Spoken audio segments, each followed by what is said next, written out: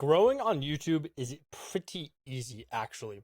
This is one of my clients, Frankie C. I've been working with him since he's had around 4,000 subs since this video right here, and I've been helping him grow with my team up to 40K, and the goal is 100K by the end of the year. We've even got him a million view video, and another video that just recently crossed over 500K views, and this one's also likely on the path to 500K views as well. And just to see that I'm not bullshitting you, this is his channel here, his studio. I can scroll up and down. I can refresh all this. I'm not going to click a studio because it probably doesn't want to see his dashboard. And here's, all the other channels I've worked on, or at least some of them at least. The reason I'm bringing this up and talking about, growing and easy, actually, I'm not going to talk about mindset in this video. I'm going to talk about some really tactical stuff that will be pretty valuable for you. And the first thing is, if you want to go on YouTube, I'm not going to tell you to pick a niche, right? If you're already don't know that, you're going to lose, just straight up. But once you do find a niche, here's an actual really good way to grow. Everyone wants to talk about like ideas, this and that. Ideas are incredibly good. They're probably the most important thing about YouTube. I've already done a little bit of a video talking about how to get viral ideas and whatnot, and how to grow with ideas. This is more of a tactical, practical thing, which is talking about adapting things from other niches into your niche, right? And I have this channel right here, Frankie, Hang Time, and Ryan Trahan up, all because of one really interesting thing. So that thing is that Frankie wants to become the Ryan Trahan of poker. What I mean by that is he wants to tell compelling stories in the poker niche, using kind of a Ryan Trahan style format. If you don't know what Ryan Trahan is, then this is him. He's pretty cool guy, makes pretty cool videos. I'm sure you've seen them. And that's what Frankie is doing in poker, essentially, where he's trying these like Ryan Trahan style formats. It's not video formats, right? It's not, those ideas, but it's the way in which he presents the video to the viewer is very much a Ryan Trahan format. And the reason I bring this up is this guy named Hang Time. I took a call with him recently. He's a great guy, super awesome. And I honestly think he'll be a 10 million subscriber YouTuber eventually.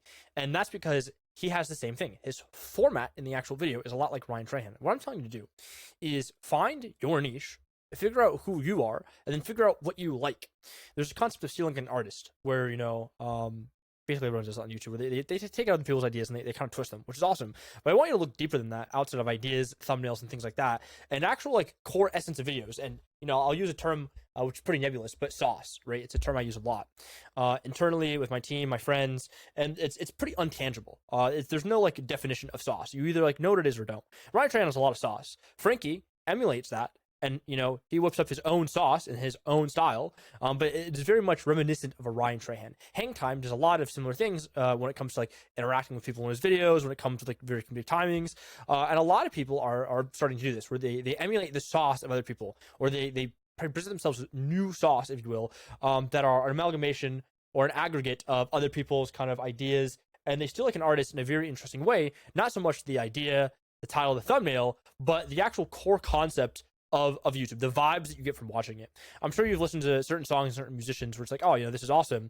But it's like kind of like an emulation, right? So like, for example, I'll bring up Trippie Redd. Trippie Redd's great. I used to listen to him a lot in high school. But at the end of the day, like he's just an aggregate of his contemporaries. Things like X, things like Juice WRLD, and that kind of like era, right? He's just an aggregate of that. And I like Trippie, but there's kind of a lack of originality. There's also like a familiarity to it, which is pretty consistent, right? It's pretty nice. And you see this kind of, a lot in other mediums, movies, especially TV and also YouTube, right? Where there is this kind of weird thing that's going on where people are emulating sauce. Another really interesting thing I'll bring up is like, let's say like I do $1 versus 100,000, or let's just do 1 million. It's probably the best one to do. I want to kind of show what stealing like an artist looks like, right? So like Mr. Beast obviously famously did this. He probably brought it like, most to light. And then everyone else started copying him, right? And they're stealing an artist. They're adapting to their own niche. But I don't want you to do that. I think this is good. It can work. I think it's an incredibly powerful tool. But I want you to go a step deeper. And I want you to kind of show that with my own channel. And I can actually log into this channel because I own it. I don't really mind showing the dashboard. This is my channel, Couch Co-op. We recently released a video today. And it's doing pretty good. It is doing pretty good indeed. Yeah, it's about 4.5K views. The video above it has 4.6. And this video will end up doing really good over time, I think. And the whole point of this channel, I made a whole video talking about the thesis of the channel and the entire blueprint completely transparently for you guys. Where it's like we wanted to, have our own sauce, but it emulates the greats, right? The titles are like stealing an artist. We're adapting it from a different niche, right? The actual core concepts in the video are very much our own, but we're also trying to emulate a style, right? We're trying to, steal like an artist in terms of the essence of videos. And that's going to be from the channel called Going Indie. A good friend of mine runs this channel, another YouTube strategist named Tyler. He runs this channel, and I always thought this channel was like fantastic. And I'm like, okay, how do I capture this lightning in a bottle in a sense, right? And it's like, okay, it's the ideas, it's the way they go about presenting these ideas. How can we present it in our own unique way that is reminiscent of Going Indie, where people who would watch Going Indie would want to watch us, right? Or it has the same appeal and the same factor.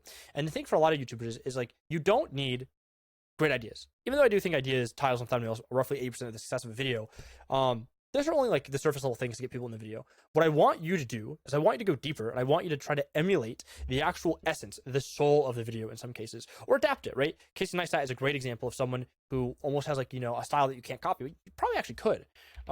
Casey Neistat. So Casey's awesome. Everyone loves Casey Neistat. And a lot of like, the messages in his videos may not be tangible to most people, but the way he edits, the way he tells stories in a linear format or a non-linear format in some cases are something that you can functionally take away and then figure out, okay, how do I emulate that? How do I get that sauce? And another great example is Aladdin in NYC. I can never remember this guy's name. So Jesse. This guy does like the Aladdin NYC stuff. This guy used to be massive. And what's really interesting about that is that at the same time that Casey was coming up, Jesse was coming up. And I think it's really interesting that a lot of, kind of mannerisms, interactions, shot selection, composition, framing that Casey did ended up in Jesse, but Jesse was able to uniquely evolve that with his own kind of ideals, his own personality, his own humor. And he was able to elevate what Casey already laid and, arguably made it better depending on who you are, maybe not as good. There's kind of a lot of these guys that did that at a pretty high level. And the last one I'll bring up, which I think is really interesting, is there's a little channel called Vox, right? I like Vox. Vox is great. Vox is probably one of the all-time greatest YouTube channels ever. I'm not going to get into, the craziness of Vox, but it's pretty good. So I watched this video the other day. Why does Force look like a thumbprint? I'm like, this is a great video. I then watched a YouTuber called Chuple. Is it? How do I spell this? Chuple with 2 P's, I think. Probably no. I should probably pull this up. Yeah, Chuple. Chuple's great. I watched this video about the bread tab, the secret society funded by bread tabs. Crazy video, crazy concept. I watched it and I'm like, oh, this is very Vox-esque, right? Even down to the thumbnails is very Vox-esque to an extent, right? And I love it. I love this channel. I think it's great. This is another great example of emulating the sauce and kind of an essence of a video at a very high level.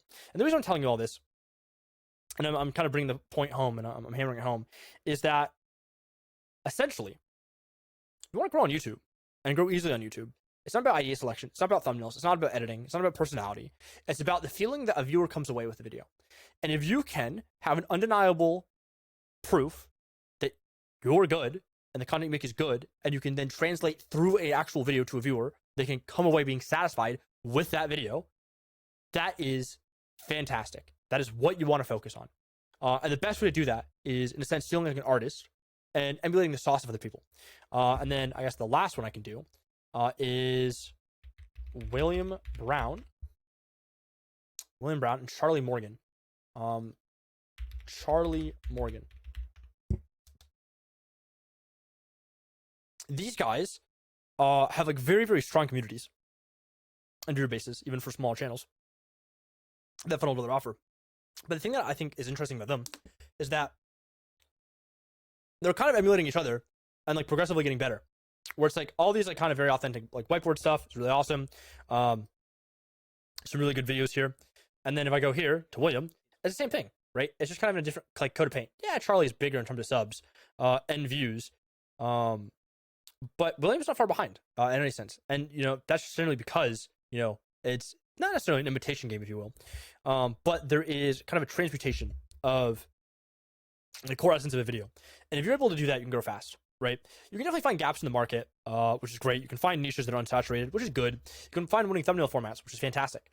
And all these things will definitely help push in the right direction. But you want long-term sustainable growth.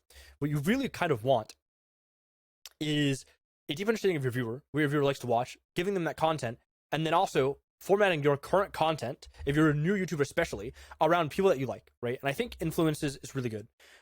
Maybe one last example is J-Slot obviously has the weekly slap, which is, a variation of, I believe it was Woody's Gamertag, his content back in the day, where it's like, a natural evolution, where it has the same feel, the same vibe, and he's capturing an audience with that. And I think it's something to kind of think about going forward as a new YouTuber and as any YouTuber, because I think it's really important to kind of establish your own brand and identity, but also be influenced and really kind of let those influences wear like just kind of out in the open on your sleeve, if you will, in your videos. And I think it's really important because there's kind of a sense of familiarity there between certain audiences that you're trying to target, and it also is a great way to kind of build your content up with a very unique identity, even if that identity is lifted from your inspirations.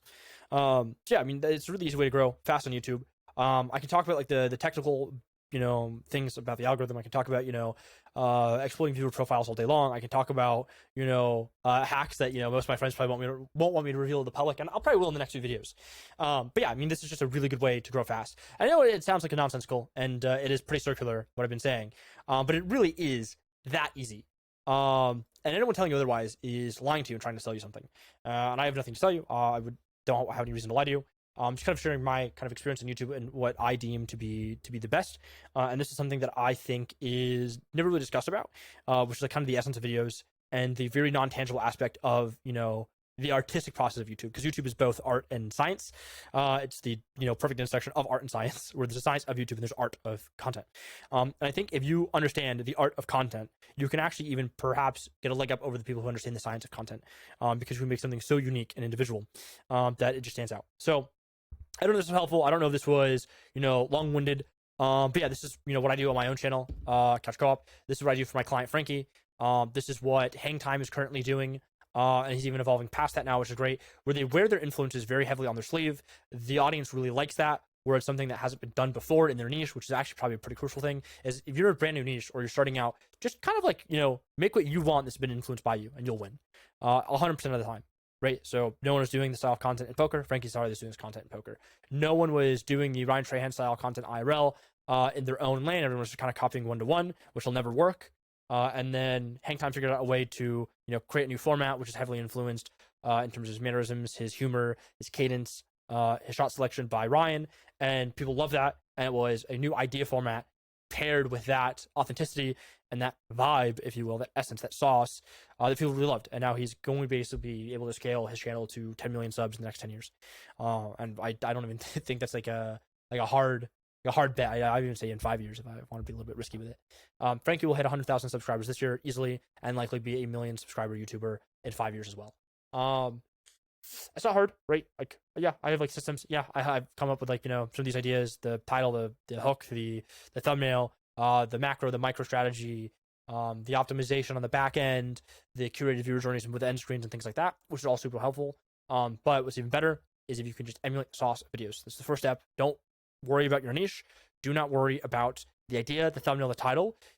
Start out by worrying about what you can control in your artistic vision, getting that artistic vision across to the screen, but having it being influenced by other people above you, right? Because at the end of the day, YouTube is kind of an ever-evolving game, and you should really leverage the fact that you're standing on the shoulders of giants that came before you to springboard yourself to a better position, right? It doesn't make sense to start from scratch in any way, shape, or form when you can just stand on the shoulder of giants and have a leg up over your competition if you know what you're doing. So yeah, I hope this was helpful. This is a little bit more of an esoteric video talking about, the artistic side of YouTube that no one really wants to talk about in kind of my industry. And I think it is something that is really important and should be talked about at a very high level. It's not really hard it's really kind of hard to convey because it's not like, technical, it's not binary. It's very nebulous, and it is something that I hope you guys can get maybe a sliver of understanding from this video. Didn't do a great job of explaining it, admittedly, but I thought this video needed to be made. So yeah, I hope this is helpful, and I'll see you guys in the next one.